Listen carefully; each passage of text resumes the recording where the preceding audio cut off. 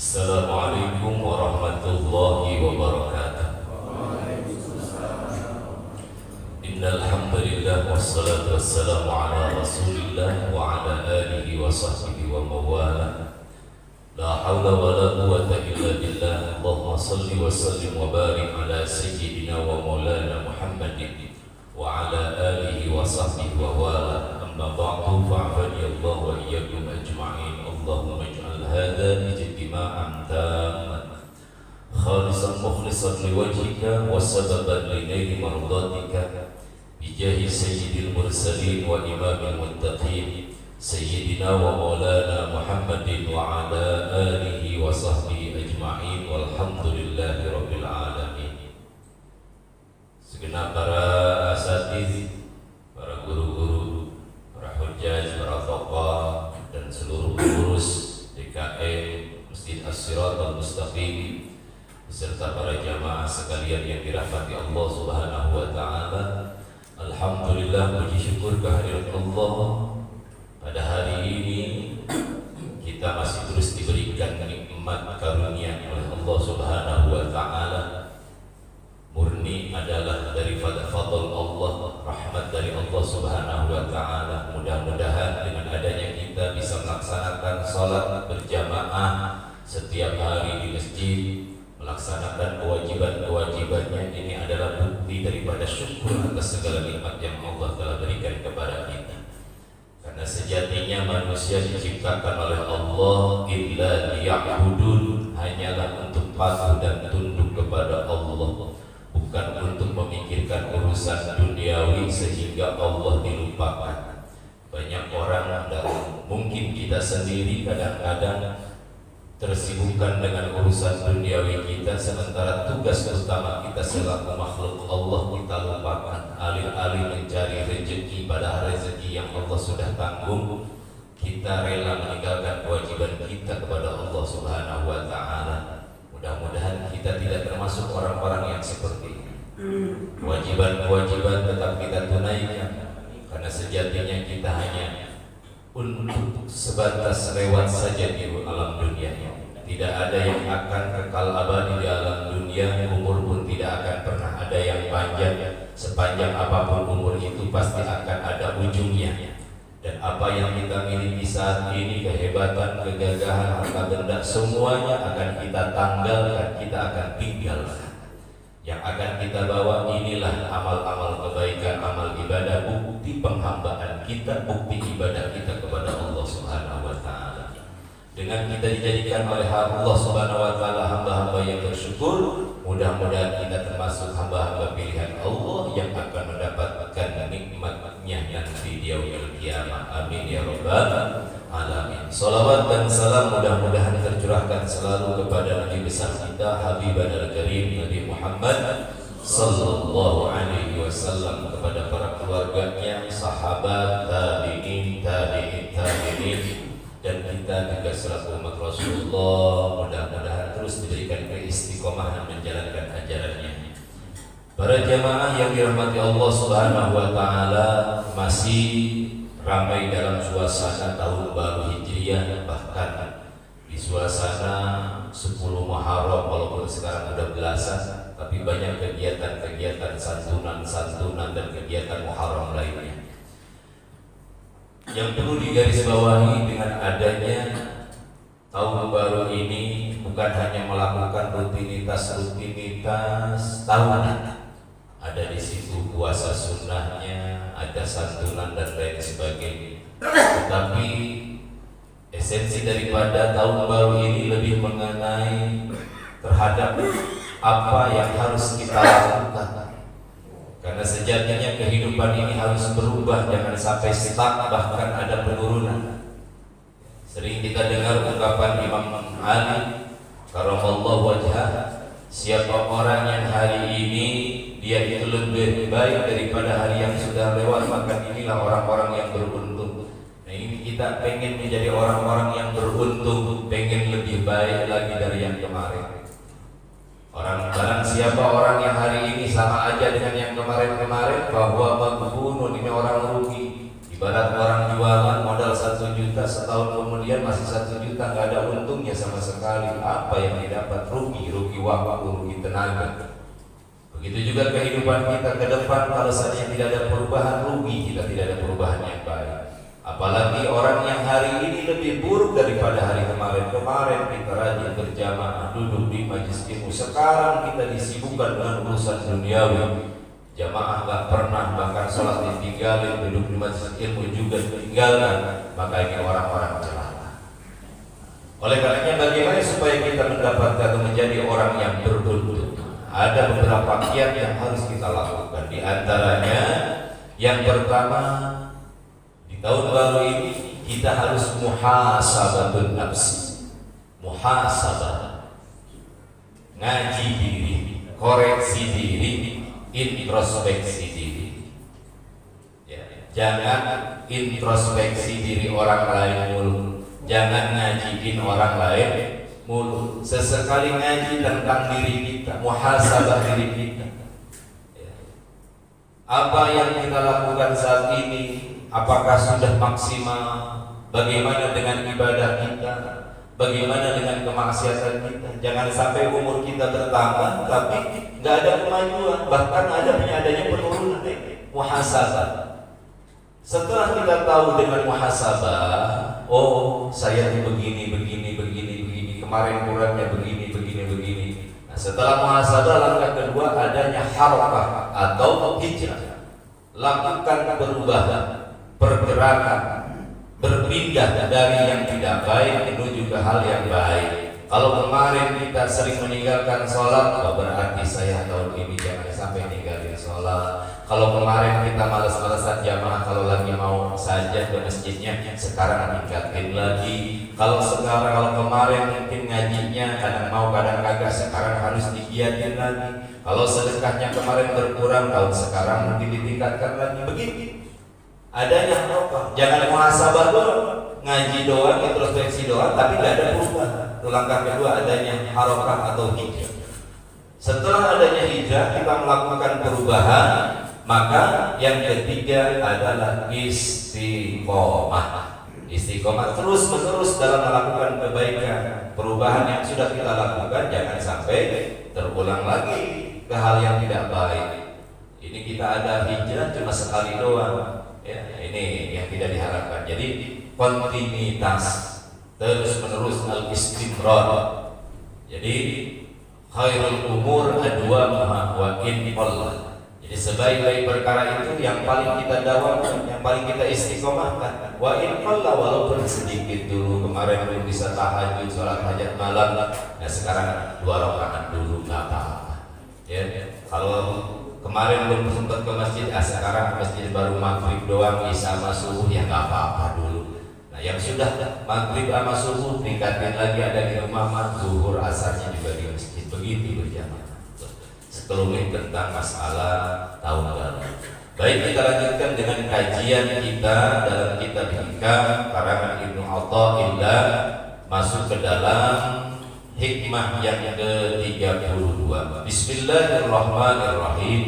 Qala al-mu'allif rahimahullah wa nafa'ana bihi wa bi barakati ulumihi fid dharain amin. Qala tasawwufuka ila ma batana fika minal uyubi khairun min tasawwufika ila ma hujiba anka minal uyubi.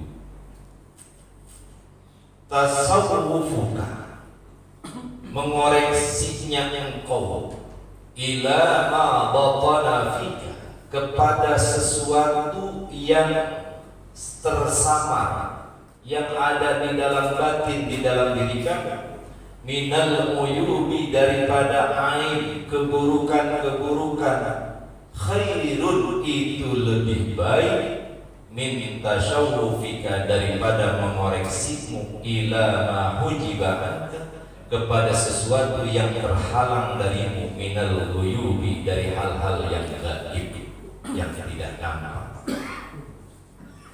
Dalam hikmah ini Imam Ibnu Athaillah ini ingin menyampaikan pesan kepada kita. Dalam kajian tasawuf mengoreksi diri kita. Tadi mengkaji diri kita daripada aib-aib. Aib ini adalah keburukan-keburukan. Dalam hal ini, aib itu ada 3 macam. Yang pertama, aibun nafsi, aib atau keburukan diri kita, raga kita, nafsu, badan kita, keburukan badan. Yang kedua, aibul qalbi, keburukan hati. Dan yang ketiga, aibul ruh, yaitu keburukan ruh. Apa keburukan-keburukan dalam badan kita? Fa'uyubun nafsi ta'alukuha bisyahawatil jasmaniyah. Aib diri kita atau badan kita itu berkaitan dengan keinginan-keinginan yang sifatnya jasmani. Katibil makul, seperti pengennya makanan yang enak-enak, wal masyarib, minuman yang enak-enak, pakaiannya, marokib, kendaraannya, wal masakin, dan juga tempat tinggalnya, rumahnya, wal manaki, pengen nikah, yang udah nikah pengen nambah, gitu. Oh benar sih sama keburukan badan. Ada lagi aibul qalbi, keburukan hati. Apa? Ta'alluquha bisyahwatil qalbiyah, yaitu berkaitan dengan keinginan-keinginan hati. Mana contohnya keinginan hati? Kahubbil jah, cinta dengan kekuasaan, ya. Wal kibr, merasa takabur, wal hasad, ada sifat hasud, wal hikru, dengki, wahubbul manzilah, seperti cinta juga kedudukan, wal khususiyah, pengen juga penghormatan. Banyak lagi, ya. Ada lagi aibun nafs, aibur ruh, yaitu aibnya ruh kita. Ruh kita punya aib juga. Apa dia? Wa uyubur ruh ta'alluquha bi huzuzil batinah, yang berkaitan dengan bagian-bagian yang batin. Seperti mana? Qatalabil karamati wal maqamat, seperti mencari karomah, kemuliaan, pengen dianggap wali, tuan, syekh, apalah gitu. Wal maqamat wal qusur wal hur, ya pengen, pokoknya roh tuh pengennya begitu, pengen dianggap kita itu seorang yang wah, atau di kultus begitu. Nah, jadi mengoreksi diri kita dari mulai badan kita, apa kekurangan badan kita, apakah selama ini kita terlalu mengikuti syahwat badaniah kita atau syahwat qalbiyah kita, hati kita. Seperti tadi masih adanya sifat hasud, iri, dengki, takabur, ya, pengen dianggap wah sama orang lain. Hati, keretak-keretak hati yang begini. Ketika kita mengoreksi keburukan-keburukan dalam diri kita, dalam hati kita, dalam roh kita, itu lebih bagus ketimbang apa? Minta syawfika ila ma hujiba anka minal muhim. Ketimbang kita mengoreksi kekurangan-kekurangan apa yang terhalang daripada yang dari, maksudnya apa? Keistimewaan yang ada dalam badan kita. Ada orang begini maksudnya, dia itu lebih bangga bisa membaca orang lain. Wah, baru datang ke tempat kamu ada masalah ini ya, kamu permasalahannya begitu. Kalau tentang diri kita, kita tahu sesuatu yang gaib dalam diri kita, dalam diri orang lain kelihatan.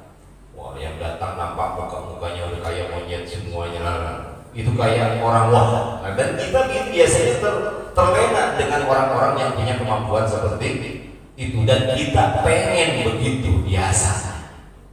Benar kan? Bisa baca, oh, ini si Mbah kok bisa tahu ya kalau saya begini begitu. Tuh kita aja bisa terlena dengan begitu. Lantas kita selalu dalam diri kita bukan sibuk mengoreksi keburukan hati, keburukan diri, keburukan roh kita. Justru kita itu sibuk ingin mencari sesuatu yang belum nampak dalam diri kita. Kehebatan diri kita apa? Ini saya bisa apa? Nah ini itu nggak ada apa-apa. Lebih baik kita mengoreksi keburukan kita. Dengan tadi adanya muhasabah nafsi sesuai tasawuf ila ma batan, kepada sesuatu yang batin di dalam diriku minal uyub, daripada aib, khairun, itu lebih baik daripada kita mengoreksi apa-apa yang belum nampak dalam diri kita, kehebatan-kehebatan kita. Buat apa hebat, buat apa kita bisa mungkin melihat apa-apa yang gaib di luar sana, yang tidak nampak bisa membaca orang lain begitu. Tetapi hatinya buruk, masih ada hasud, hatinya merasa takabur karena merasa gagah. Ini tidak ada apa-apanya di mata Allah Subhanahu wa ta'ala.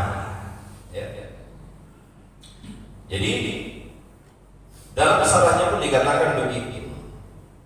Tasawwufuka ayyuhal insan ila ma batana fika minal uyub wal hasad. Mengoreksi dirinya kamu wahai para manusia kepada sesuatu yang batin yang ada dalam dirimu, di dalam aib-aibmu, kal hasad, seperti hasud, wal kibr, seperti takabur, wa hubbul jah, dan seperti cinta kekuasaan wariasa, wa hamma rizki, dan juga pengen banyak rezeki, wa khafal faqri, takut kefakiran. Padahal yang namanya fakir, yang namanya rezeki itu Allah yang menentukan, nggak usah takut, semuanya kita udah takut.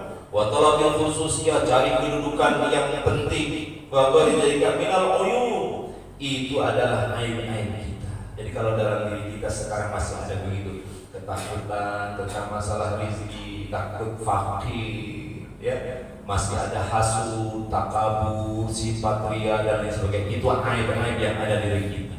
Biarin aja orang lain nggak tahu, nggak bisa begitu. Allah Maha tahu, karena pertanggungjawaban kita bukan kepada orang, pertanggungjawaban kita adalah kepada Allah Subhanahu wa ta'ala. Maka dengan adanya kita mengoreksi diri, muhasabah diri tentang aib-aib yang ada dalam diri kita, ini lebih baik ketimbang kita mencari kekurangan sesuatu kelebihan yang ada dalam diri kita. Kelebihan nggak usah dicari, biarin saja, nggak usah jadi kebanggaan. Ketika kita lebih memikirkan kelebihan kita ketimbang aib-aib kita, ini akan menjerumuskan kita mempunyai sifat apa tadi? Merasa hebat, bisa baca orang lain, punya kelebihan dari orang lain yang orang lain tidak bisa. Ini akhirnya timbul hal-hal yang tidak baik dalam diri kita. Begitu.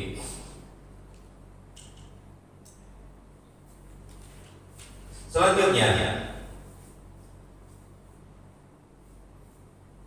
sesuatu yang selalu kita cari daripada kelebihan-kelebihan itu, ini akan menjadikan sabab fi hilakin nafs, rusaknya diri kita. Merasa bangga bisa nikah lebih daripada istri satu. Wah. Merasa bangga lagi apa? Dengan tadi kita mencari punya kedudukan, saya bisa seperti ini. Merasa bangga dengan banyaknya harta yang kita cari sehingga kita merasa jadi orang kaya. Nah ini jadi rusak diri kita. Qad bil kibar, seperti tersifatinya dengan sifat takabur, wa yu'yatil maziyati 'ala nasi, dan selalu melihat maziyah, kelebihan dan kekurangan kepada orang lain. Nggak apa-apanya, masih kalah sama saya. Begitu akhirnya.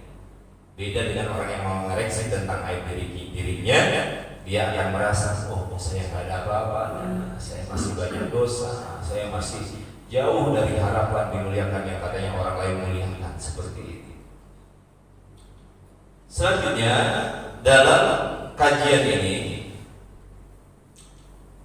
ini berkaitan dengan bagaimana kita itu membersihkan diri kita, badan kita, hati kita dari hal-hal yang kotor. Maka dalam bahasa tasawuf itu, ini adalah disebutnya Takhalli. Takhalli itu mengosongkan diri. Jadi dengan ada muhasabah, mengoreksi diri kita tentang aib-aib diri kita, maka kita akan kosongkan tuh hal-hal yang tidak baik. Jadi tahliyah, tahliyatul nafsi, tahliyatul qalbi, wa tahliyatul ruh minal uyub, daripada aib-aib. Pembersihan diri, hati, ruh daripada keburukan-keburukan, aib-aib yang ada dalam diri kita. Nah, setelahnya kita bertahliyah, takhalli, membersihkan diri, maka tugas kita adalah tahliyatul qalbi, tahliyatul nafsi, tahliyatul ruh, yaitu menghias. Udah diberesin dihiasi dengan apa? Dengan tadi caranya hijrah, yaitu dengan hal-hal yang baik, digantikan tuh sifat-sifat yang tidak baik dengan yang baik. Adanya tahliyah, berhias diri dengan amal ibadah yang baik tanpa adanya aib-aib yang selama ini selalu ada dalam diri kita, dalam hati kita. Para jamaah yang dirahmati Allah Subhanahu wa taala, ini terjadi kadang-kadang kita itu merasa Allah itu seolah-olah tidak ada dalam kehidupan kita, sehingga hidup kita begitu selalu dipenuhi dengan aib-aib itu, selalu dipenuhi dengan ketakutan kehidupan di dunia ini, padahal semuanya sudah diaturkan oleh Allah Subhanahu wa taala. Sehingga Al-Imam Ibnu Athaillah melanjutkan hikmahnya di dalam hikmah yang ke-33, al-haqqu laisa bimahjubin anka, innamal mahjubu anta an-nazari ilaihi. Al-haqqu, zat Allah yang maha benar itu, laisa bimahjubin, itu tidak terhalangi, tidak pernah terhalang angka daripada dirimu. Jadi Allah tuh nggak pernah terhalang, nggak pernah ada yang menghalangi Allah dari kita, nggak pernah. Yang kalau selama ini kita jauh dari Allah, merasa tidak ada Allah, merasa kita itu sendirian, nggak ada Allah sebagai Tuhan kita yang penolong kita, bukan Allahnya yang terhalang, tapi apa? Tapi innamal mahjubu anta 'anil nazari ilaihi. Sesungguhnya yang terhalang itu kamunya. Kamu yang terhalang untuk melihat Allah. Terhalang oleh apa? Terhalang oleh urusan-urusan duniawi, terhalang oleh aib-aib tadi, ya. Sehingga kita tuh melakukan hal-hal yang tidak baik terus. Kenapa orang mau hasud? Kenapa orang mau iri, mau dengki? Karena terhalang dirinya dari melihat Allah. Coba kalau seandainya dia itu melihat Allah, dalam artian dia melihat itu bukan berarti melihat dengan kasat mata, bukan. Ya. Dalam kajian tasawuf al-ihsan itu apa? An ta'budallaha ka'annaka tarahu fa illam takun tarahu fa innahu yaraka. Jadi dihadirkan Allah itu selalu mengawasi kita. Kita itu terhalang, salah Allah itu tidak ada. Akhirnya orang-orang banyak melakukan maksiat, banyak melakukan kesalahan karena tidak hadir Allah dalam kehidupannya. Terus yang terhalang Allahnya, bukan, Allah tidak akan pernah terhalang.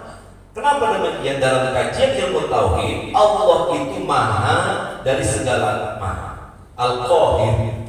Jadi kalau ada yang menghalangi Allah, berarti ini yang menghalangi lebih hebat dari Allah. Begitu dalam kajian tauhid. Kalau Allah dihalangi, ada yang menghalangi, berarti ini yang menghalangi lebih hebat daripada Allah. Berarti Allah kalah. Berarti ini lebih Tuhan daripada Allah. Begitu. Nah, ini mustahil. Jadi Allah tidak pernah terhalang. Bahkan dalam firman Allah dikatakan, wa idza sa'alaka ibadi anni fa inni qarib. Ya. Apabila bertanya kepada wahai Muhammad tentang diriku, tentang aku, kata Allah, bilangin kepada mereka, fa inni qarib, aku dekat. Ya. Dekat, bagaikan lebih dekat daripada dua jari ini. Ini dekat, berdampingan. tasawuf lebih dalam lagi. Allah itu menyatu dalam diri kita. Oh ini. Kalau dalam nantinya kalau belum paham akan menyesatkan nanti. Kan gitu. Karena kenapa? Kehidupan kita di sini ada Allah. Tanpa adanya Allah kita nggak bakal hidup. Yang berikan nafas adalah Allah. Cuma Allah tidak hadir dalam diri kita. Kenapa? Kita sendiri yang terhijab dengan urusan-urusan duniawi kita. Terhalang oleh urusan-urusan duniawi kita. Terhalang dengan aib diri kita, aib hati kita, aib ruh kita. Sehingga Allah tidak hadir dalam kehidupan kita. Ayo. Kalau kita mau muhasabah diri, selalu enggak Allah itu hadir dalam hidup kita. Lagi sholat aja yang diingat bukan Allah. Betul. Iya, kita mah jujur aja. Itu termasuk saya. Katanya mau ibadah, menyembah Allah, sholat. Ya kalau seandainya lagi sholat, yang diingat bukan Allah, ibadah bukan. Jangankan Allah kita aja, kita lagi ngobrol berdua nih. Yang diajak ngobrol sama kita, ya, itu tidak hadir. Maksudnya dalam apa? Cuek, malah sibuk main HP, teleponan sama orang lain. Kira-kira kesel ya? Kata lu sholat sama gua, kata lu begitu. Katanya ibadah sama saya. Tapi mana? Yang hadir bukan itu. Yang hadir urusan bisnisnya, proyeknya, ya, istrinya, anaknya, mobilnya, rumahnya. Itu lagi ibadahnya lagi. Kekurangan kita selaku manusia. Berarti kita masih punya aib itu begitu tuh. Berarti hati kita masih punya keburukan. Ibadahnya aja kita masih ingat urusan dulu. Ya udah terhalang Allah. Apalagi di luar ibadah. Betul. Apalagi di luar ibadah. Makanya dengan kajian tasawuf mudah-mudahan kita bisa muhasabah terus sedikit-sedikit membersihkan diri, menghiasi diri dengan hal yang baik. Bukan berarti harus sekaligus, nggak bisa. Apalagi makom syariatnya masih berantakan, masih belum benar, maka syariatnya dibetulkan dulu. Nah, tasawuf ini adalah memuzakkir qalbi, membersihkan hati. Hati-hati kita biar bersih dalam rangka berhias diri. Nah, ibadah kita benar-benar diterima oleh Allah Subhanahu wa Ta'ala. Walaupun tidak ada satupun di antara kita yang tahu pasti dan ibadah kita itu diterima atau enggak sama Allah Subhanahu wa Ta'ala. Kita hanya husnuzon aja sama Allah, yang mudah-mudahan ibadah kita diterima oleh Allah Subhanahu wa Ta'ala.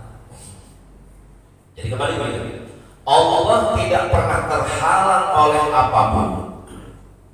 Justru kitalah yang terhalang oleh sesuatu sehingga tidak pernah melihat Allah, tidak pernah menghadirkan Allah dalam setiap gerak langkah kita.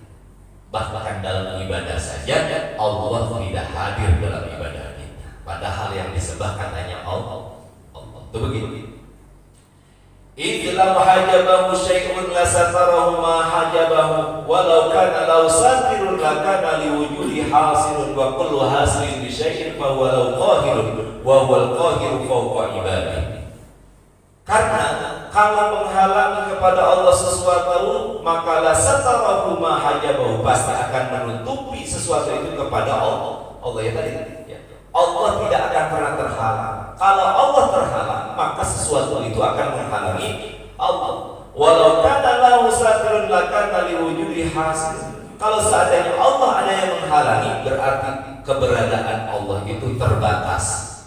Sementara wa kullu hasilin li syai'in fa huwa law. Kalau yang terbatas berarti ada yang menguasai. Kalau Allah dibatasin dengan penghalang, berarti Allah ada yang menguasai. Wa huwal qahiru fawqa ibadi, sementara Allah adalah yang menguasai di atas hamba-hambanya. Jadi Allah mustahil terhalang sesuatu. Allah selalu hadir dalam kehidupan kita. Cuma kita saja yang dihalangi oleh urusan-urusan dunia. Begitu. Coba sekarang kita mau ibadah, mau sholat aja kadang-kadang kagok urusan bisnis, ya, mau sedekah kadang-kadang ya urusan duniawi kita lebih dipentingkan. Mau haji, mau umroh kadang-kadang alasannya pinter cari alasan.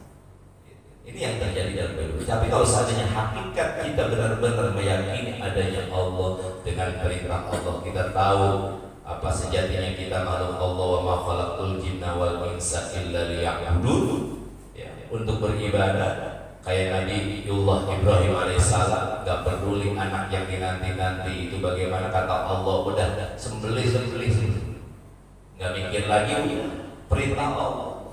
Kalau kita kan mikir, diperintah apa mikir, mau kurban aja kemarin mikir kan, mau kurban waktunya, ngidul kurban ada uang, bisa beli kambing, bikinnya apa? Aduh nanti bulan Juli ini anak-anak masuk ini, bulan Julinya belum. Waktu kemarin belum kurban, udah mikirin bulan, akhirnya kurbannya bulan Juli, uangnya udah kepakai juga, akhirnya puyeng juga.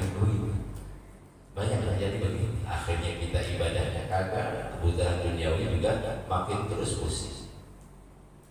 Suka ada yang nanya lagi, bulan ngapain dulu kurban? Pak Ustaz, lebih baik kurban atau akikah? Ya sekarang mah musimnya kurban, waktunya kurban, jangan mikirin akikah. Kenapa kemarin sebelum Idul Kurban gak akikah gitu? Jadi kadang-kadang kita begini, emang kita harus punya perhitungan, tetapi untuk urusan Allah harus jadi prioritas. Jangan takut kalau seandainya kita mementingkan urusan Allah Subhanahu wa Ta'ala, tapi jangan hitung-hitungan sama Allah. Nanti Allah hitung-hitungan juga. Jadi jiwa kita harus benar-benar percaya, yakin kepada Allah Subhanahu wa Ta'ala. Keyakinan ini yang akan memberikan keberkahan dalam kehidupan kita, dan Allah pun tidak akan pernah sungkan untuk memberikan kepada kita. Ya. Orang-orang yang tidak beriman kepada Allah aja yakin kalau kebaikan itu akan dibalas dengan kebaikan, mereka mau melakukan kebaikan. Ya. Sementara kita yang katanya Tuhannya Allah, tahu dengan janji Allah, kadang-kadang mau melakukan kebaikan, memberikan kebaikan masih hitung-hitungan. Kalau sedekah sendiri nanti gantinya sekian ya, nggak diganti sebulan 2 bulan, udah besok mah kagak, artinya kagak, Allah kagak balas tuh begitu. Lihat orang-orang kafir yang tidak beriman, sedekahnya dia tahu dengan sedekah mereka ini akan diberikan yang lebih lagi. Ini yang sering saya bilang, kita lebih percaya dengan janji-janji manusia, tetapi kita selalu ragu dengan janji-janji Allah. Kalau kita kerja, yakin kalau tiap bulan dikasih gaji sama pimpinan kita, sama perusahaan kita, yakin gak pernah neko-neko, udah yakin kalau sekian akan gajian, karena kita kerja, disuruhnya kerja. Kalau nggak kerja nggak dapat gaji, bahkan dipecat. Ya udah kerja ya, mau macet-macetan, mau ngantuk, pokoknya kerja, pulang mau capek mau apa, pokoknya nggak pelabur, yang penting tiap bulan dapat gaji itu. Nah, kita sama Allah udah ibadah aja, terus habis ibadah ya ibadah ketika sholat lakukan sholat, ketika harus ikhtiar fantashiru fil ardh, wa idza qudiyatis shalah fantashiru fil ardh wabtaghu min fadlillah. Habis sholat ya bertebaran di muka bumi, silahkan yang mau dagang, yang mau buka kantor, pokoknya waktunya sholat. Atau nanti waktunya kita mengeluarkan zakat, keluarkan zakatnya. Itu namanya ibadah, patuh tunduk dengan aturan Allah Subhanahu wa Ta'ala. Nah, kalau udah begitu, maka Allah akan berikan rezekinya yang penuh dengan keberkahan. Kalau urusan cuma rezeki doang, yang tidak beriman juga dikasih rezeki. Karena Allah mempunyai sifat Rahman, Maha Pengasih, yang ngasihnya nggak pernah pilih kasih.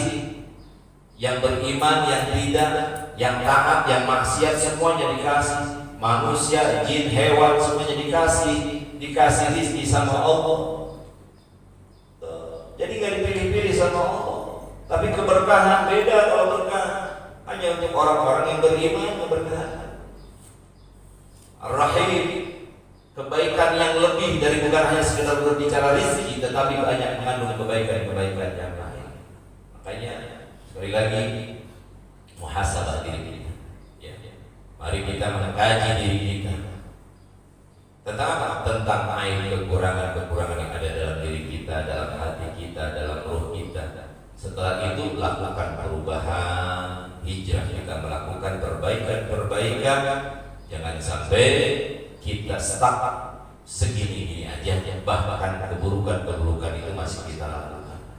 Rugi kehidupan kita, semakin hari semakin berkurang umur kita, ya. Tapi kebaikan-kebaikan kita tidak pernah bertambah.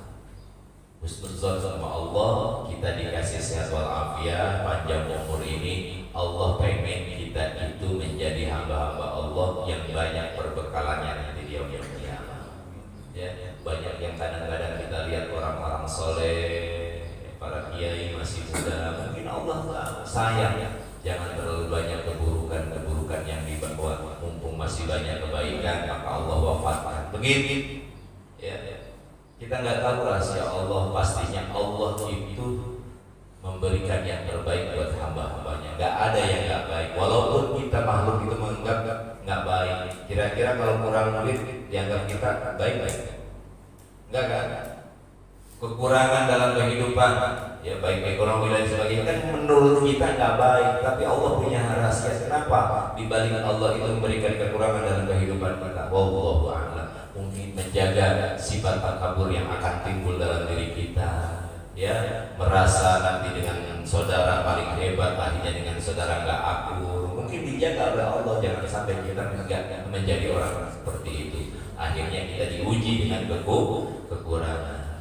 Ada diuji dengan kelebihan, bisa nggak tuh dengan kelebihan yang Allah kasih, baik kedudukan, harta dan sebagainya, bisa nggak tuh apa kelebihan yang ada itu bermanfaat untuk orang lain, mengayomi orang-orang yang membutuhkan dan lain sebagainya. Jadi muhasabah ini penting. Sehingga dengan muhasabah lakukan perubahan dan istiqomah terus melakukan kebaikan-kebaikan. Harapan kita dengan adanya kita istiqomah melakukan kebaikan, Allah selalu hadir dalam hidup kita.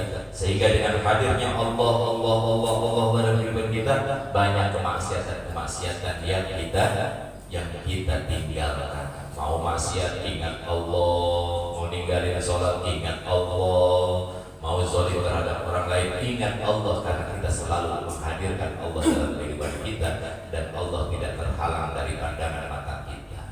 Begitu saja. Wallahu a'lam bishawab. Silahkan kalau ada yang ini. Assalamualaikum warahmatullahi wabarakatuh. Waalaikumsalam.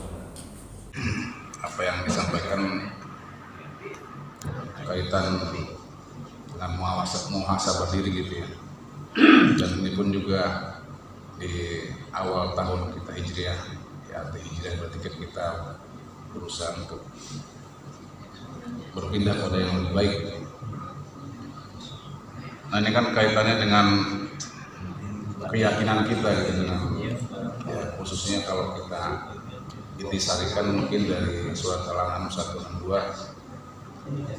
yang kita sering antumkan dalam doa kita.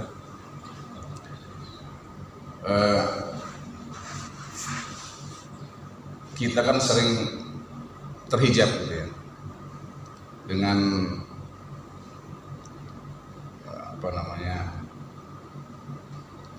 suatu yang Allah ciptakan dengan kelebihan ya kaum manusia ini gitu.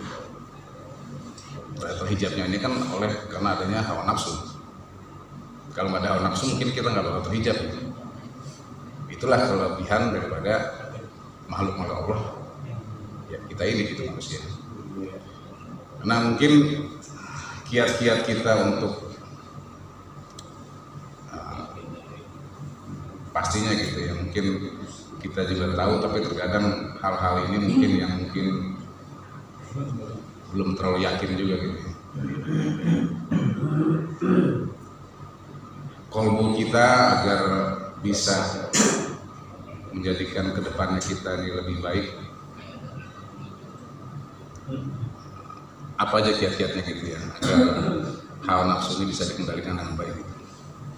Tapi ya mungkin kalau menurut saya misalnya kita di surat Al-An'am 162 ini,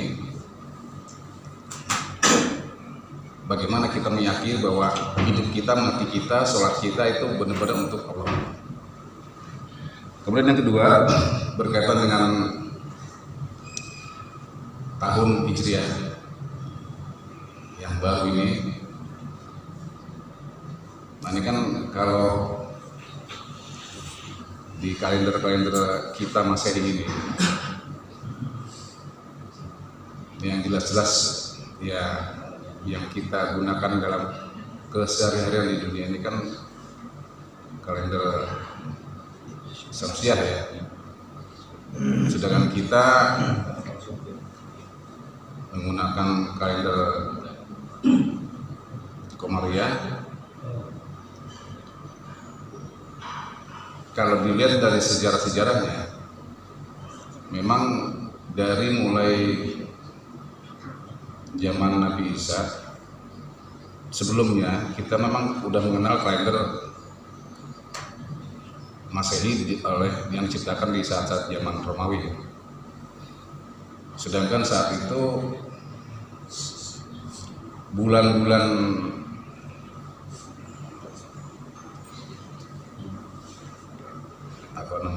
di Komariah ini itu kan mungkin terjadinya kan juga perbedaan antar benua juga ya. Jadi antara Eropa dengan Asia Timur, terutama di Tengah. Dengan kita mengakui, kalau kita bicara sejarah ya Masehi ini kan dari nama bulan-bulannya bulan-bulan nama-nama dewa dan juga nama-nama kaisar di Romawi. Bahkan kalau dulunya kalau kita lihat-lihat itu juga awalnya bukannya 12 bulan tapi 10 bulan.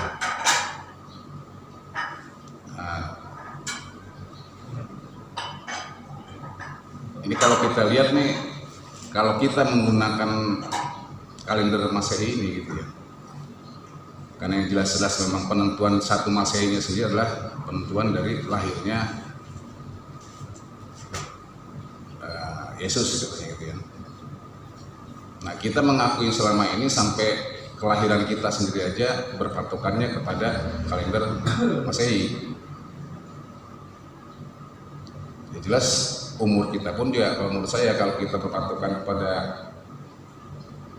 bulan-bulan Hijriah, umur kita mungkin udah nambah. Tapi kita mengakuinya selalu kan nambahnya umur kita itu kan dipatokan kepada tahun Masehi. Apakah ini bid'ah yang udah terlalu besar gitu? Ya mungkin itu aja, terlalu besar, terlalu ini agak muter-muter, tapi intinya seperti itu. Terima kasih Pak Kiai. Assalamualaikum warahmatullahi wabarakatuh.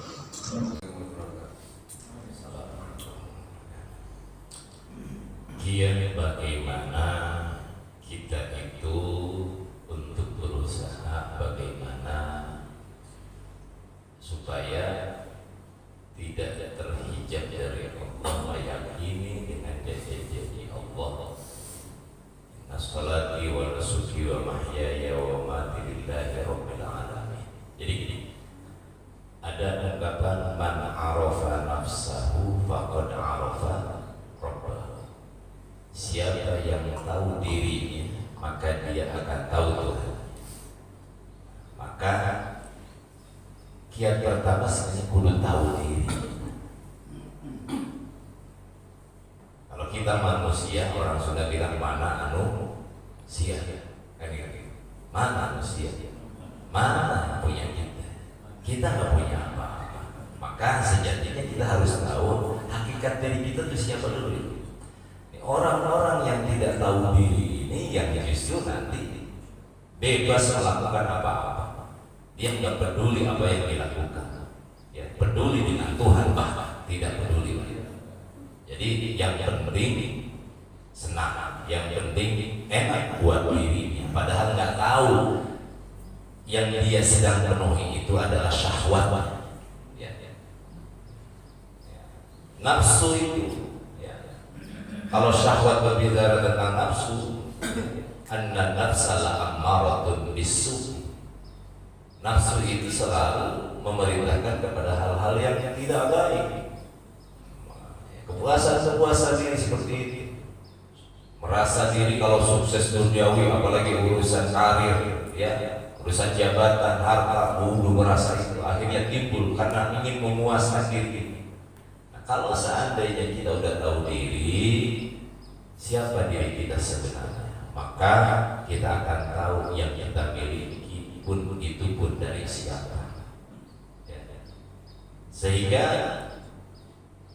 dia akan menyadari inna sholati, ketika salat, wa nusuki, ibadahku, wa mahyaya, hidupku, matiku, lillahi rabbil alamin, itu adalah milik Allah yang menguasai seluruh alam.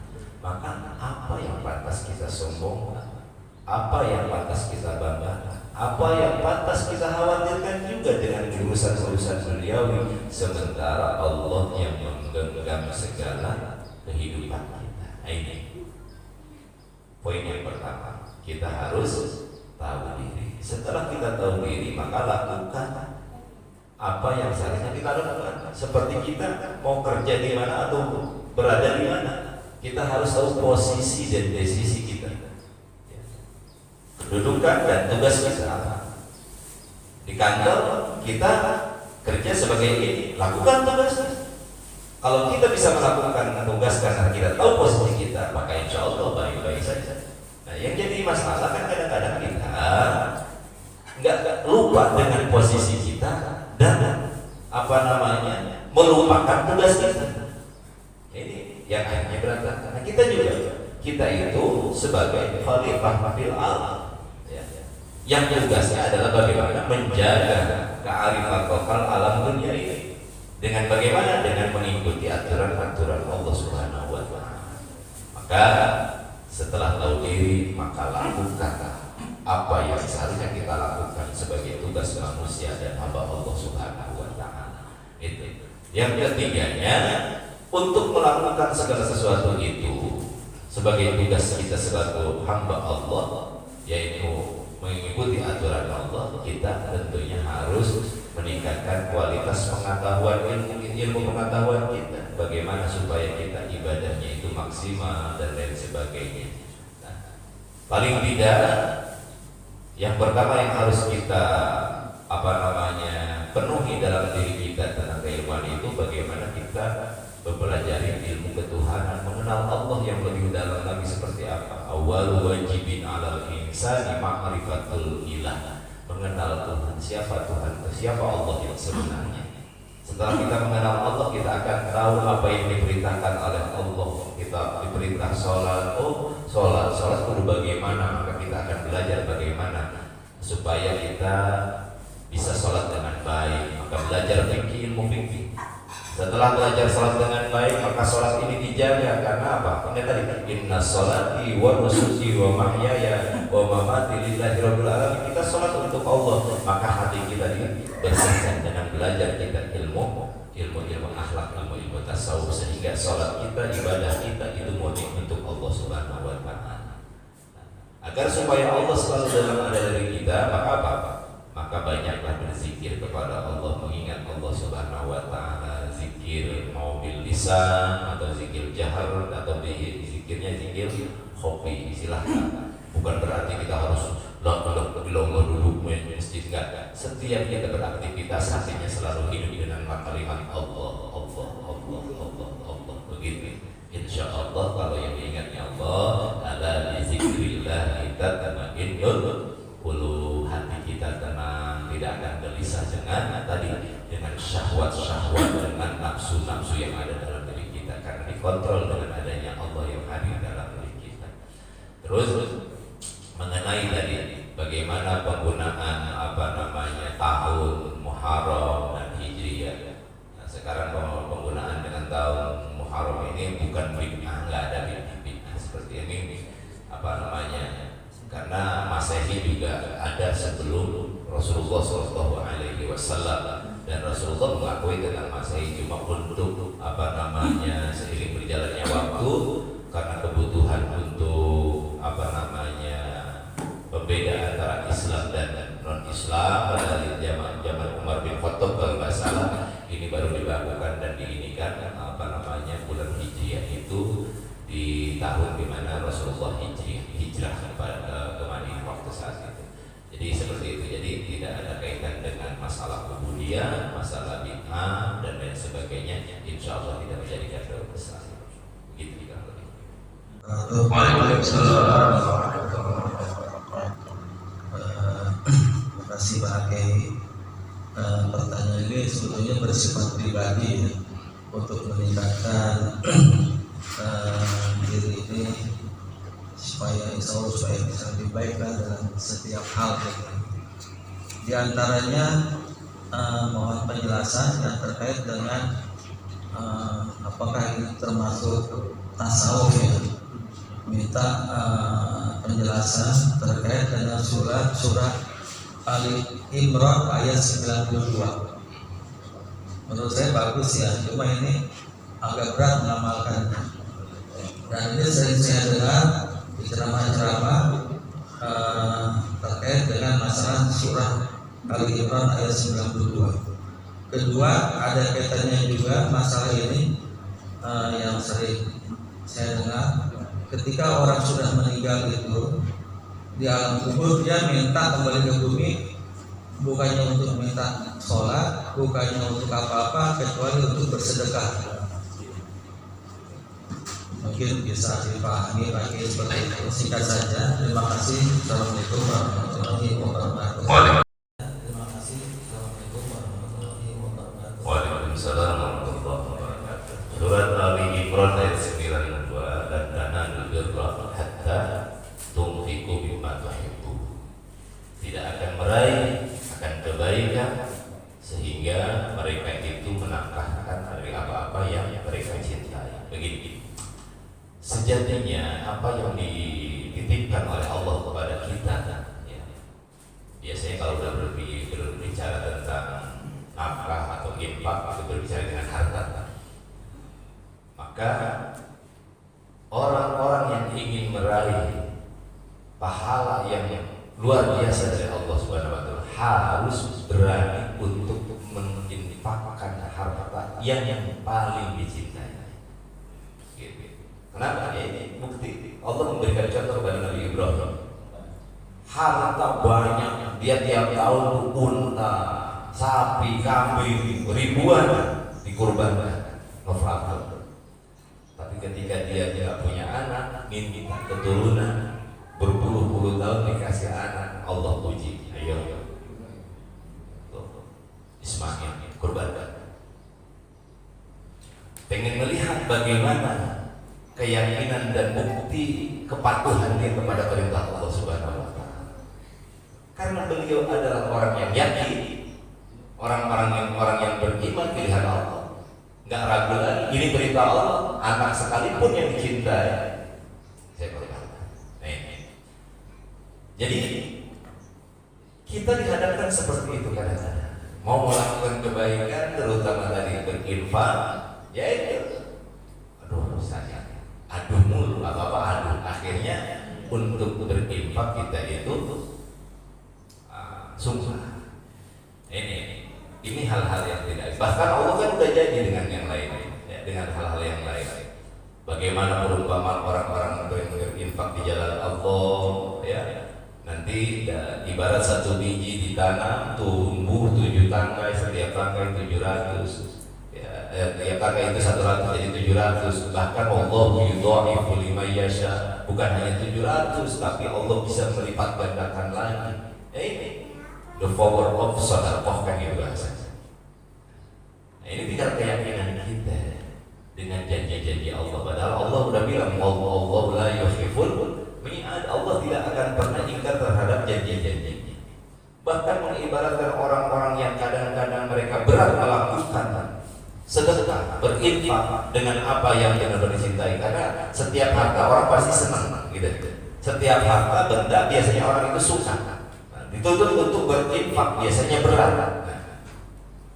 Akhirnya banyak orang tidak melakukan ini. Dan diumpamakan orang-orang yang ketika mereka hidup di dunia berat, ketika sudah meninggal dunia, tadi dibilang, qala rabbi laula akhartani ila ajalin qarib. Orang-orang yang sudah meninggal dunia itu akan ngomong, ya nggak perlu sempat dia sedekah, berinfak, harta-hartanya banyak dulu, sayang mulu, lebih baik mobil sampai puluhan ditaruh pinggir jalan atau di pinggir rumahnya ketimbang dijual, sedekahkan hasilnya. Alih-alih ini kan mobil mobil perjuangan saya, biarin aja sampai rusak apa-apa. Ini kadang-kadang orang berpikirnya begitu.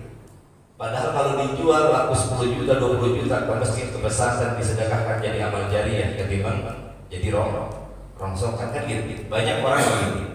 Nah, mereka yang begitu-begitu tuh, qala rabbi laula akhartani ila ajalin qarib. Ya Allah, saya udah mati kan. Kalau aja kau belum matiin saya, ya tunda kematian saya bentar aja. Atau balikin dulu saya hidupin lagi sebentar aja. Asadaqu aku minas salihin, itu harta-harta yang belum sempat saya sedekahkan, aku mau sedekahin. Dulu mah saya mikirin buat anak istri, udah meninggal mah anak istri pada berebut warisan. Saya dilupain, boro-boro ingin disedekahkan. Makanya saya kadang-kadang kalau ngisi acara kematian saya selalu amanah kepada anak-anak. Ini harta yang ditinggalkan oleh orang tua begitu banyak. Kita sebagai anak nggak pernah capek nyari, kita ditinggalin begini aja. Coba lihat perjuangan orang tua kamu sekalian ya, sehingga harta ini banyak. Bayangkan, nggak mungkin orang tuamu itu nggak sempat untuk bersedekah karena mikirin anak-anaknya biar sukses, biar punya rumah, biar punya bagian. Akhirnya dia lupa untuk sedekah, untuk ke masjid dan sebagainya. Sekarang dia udah meninggal dunia. Maka jadilah anak soleh. Ambil beberapa bagian. Kalau misalnya ada harga 10 miliar, ambil 1 miliarnya aja. Sedekahkan atas nama orang tua yang mungkin orang tua dulu nggak pernah sedekah, belum sempat sedekah. Yang 9 miliar silahkan bagiin buat anak-anak. Anak kadang-kadang kita doain orang tua, itu pun kalau lagi ingat. Kadang-kadang seminggu sekali juga benar. Tapi kalau ada harta yang kita abadikan sebagai sedekah jariah, mudah-mudahan ini yang selalu terus mengalir pahalanya setiap saat. Ya kita sendiri kan punya orang tua. Nggak setiap saat kita doain orang tua. Kadang-kadang kita disibukkan dengan urusan duniawi kita juga. Ya. Nah, kalau kita punya harta yang menjadi sedekah jariah, apalagi di masjid, ya di pesantren yang setiap 24 jam oleh anak-anak santri dan sebagainya, itu mengalir terus pahalanya. Makanya yang baik itu sedekah itu dalam kitab Taqiyul Qaul itu sedekah sebelum mati. Jangan nunggu mati baru disedekahin anak-anak. Nah, kita punya harta sisihkan untuk sedekah supaya menjadi amal jariah. Jangan ditunda, jangan nunggu mati nanti anak-anak kita, istri kita yang sedekahin kita. Jangan. Yang bagus itu sedekah dari tangan kita, agar supaya harta kita benar-benar murni adalah sedekah kita. Kalau kita ngarepin anak istri kita dan mereka ingat benar mensedekahkan kita, kalau enggak sama sekali kita nggak punya apa-apa. Makanya tadi penyesalannya gitu. Qala rabbi law akhartani ila ajalin qarib. Kalau seandainya ditunda aja, jangan dulu mati dulu, atau balikin dulu aja, hidupin sebentar, aku mau sedekahin tuh harta saya. Dulu saya lupa nggak sedekah, saya sibuk mikirin anak istri saya untuk keperluan duniawi saya. Ternyata setelah mati ini sedekah penting buat saya. Ini begitu kira-kira. Assalamualaikum warahmatullahi wabarakatuh. Tadi yang tentang aib nafs. Jadi kan kalau kita merasakan ketika kita melihat tentang kelebihan seseorang atau respon pertama yang muncul dalam hati kita itu pasti hari-hari negatif. Nah, itu rasa iri atau rasa kecewa. Nah, bagaimana kita itu biar walaupun itu tidak terucap dalam mulut kita, tapi dalam hati itu respon pertama pasti respon negatif. Rasa iri terutama iri, pengen seperti itu. Nah, bagaimana cara kita itu untuk mengendalikan agar apa ya Pak, tidak dosa-dosa yang kita punya dalam hati itu bersih. Karena kalau tidak, artinya setiap hal yang baik yang muncul dalam pandangan kita, respon positif dulu yang bukan khusus, tapi pasti sudah dulu berpasangan jelek, rasa iri yang muncul. Nah, itu bagaimana cara mengatasinya? Terima kasih. Assalamualaikum warahmatullahi wabarakatuh.